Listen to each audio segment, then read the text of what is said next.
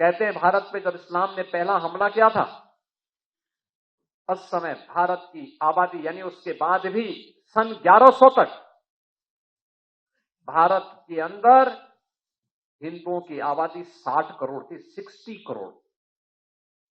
और 1947 में जब ये देश आजाद हुआ, उस समय हिंदुओं की आबादी रह गई थी मात्र 30 करोड़। आप मुझे बताइए, इन 800-900 वर्षों में हमारी आबादी बढ़नी चाहिए थी कि कम होनी चाहिए थी? कम हुई। हम 60 करोड़ से 30 करोड़ पे आ गए, यानी आबादी ही नहीं घटी, हमारी खेती के उत्पादन को भी कम कर दिया गया। ये आबादी जो कम हुई, आक्रांताओं ने ही मारा नहीं, बल्कि भूख से मरे, बीमारी से मरे, तमाम अन्य प्रकार की यातनाओं से मरे। विदेशी दास्ता ऐसे ही होती है। इस देश पे वही किया गया, इस देश पर अत्याचार किया गया, उसका शोषण किया गया। और जिस भारत में 300 वर्ष पहले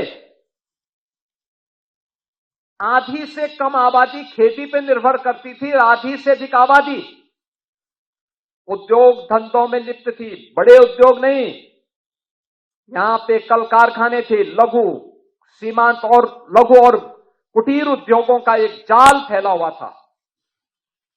ये भारत की ताकत बनती थी। भारत को उत्पादक देश के रूप में, प्रोडक्शन के रूप में भारत का बेहतरीन उत्पादन दुनिया के मार्केट में छाता था।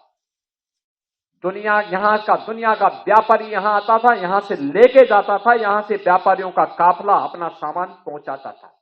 क्या नहीं था भारत के पास? सब कुछ तो था। लेकिन जिन लोगों ने जाति के नाम पे बांटा, क्षेत्र के नाम पे बांटा, भाषा के नाम पर बांटा, तमाम बातों के आधार पर बांटा, और आज भी वे उसी विदेशी मानसिकता के साथ काम कर रहे हैं। समाज को विभाजित कर रहे हैं, विभाजन कर रहे हैं, बांट रहे हैं, काट रहे हैं। वे लोग इस स्वदेशी अभियान में भी तमाम प्रकार की उंगलियां उठाएंगे।